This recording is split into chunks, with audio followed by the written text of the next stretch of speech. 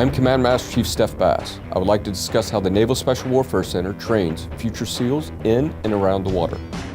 Water competency is a core skill for Navy SEALs, and in this video you'll see some examples of our training curriculum. It does not matter what your swimming proficiency is when you get here, whether you've never seen the ocean or you're an Olympic swimmer. You need to be prepared to execute some of the world's most dangerous missions in unforgiving environments against hostile forces. Keep in mind that if you are someone who wants to be a Navy SEAL today, your training will be different. You should be training for the physical screening test, not for basic underwater demolition SEAL training. Take it one step at a time. What I'm about to show you is part of a training process that we teach, step by step, to new students.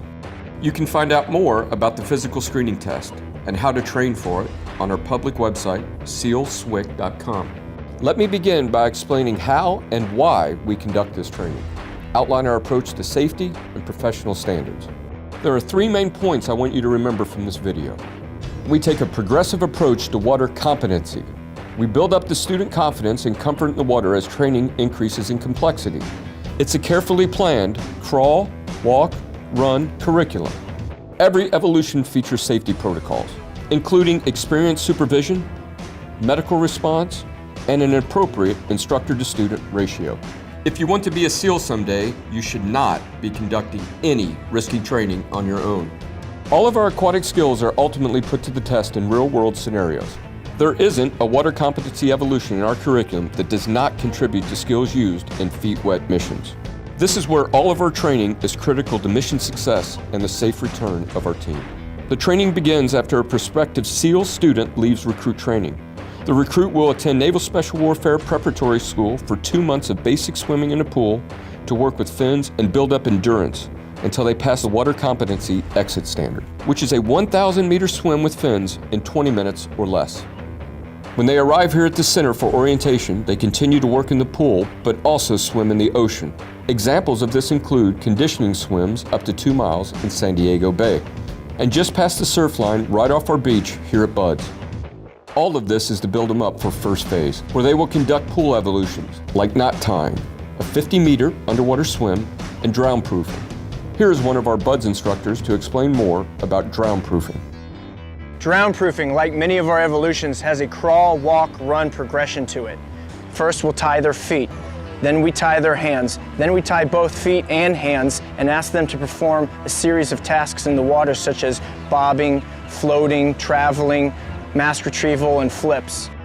In the drown proofing evolution, there are several layers of safety. First, in the water, we have 1 to 5 instructor-to-student ratio.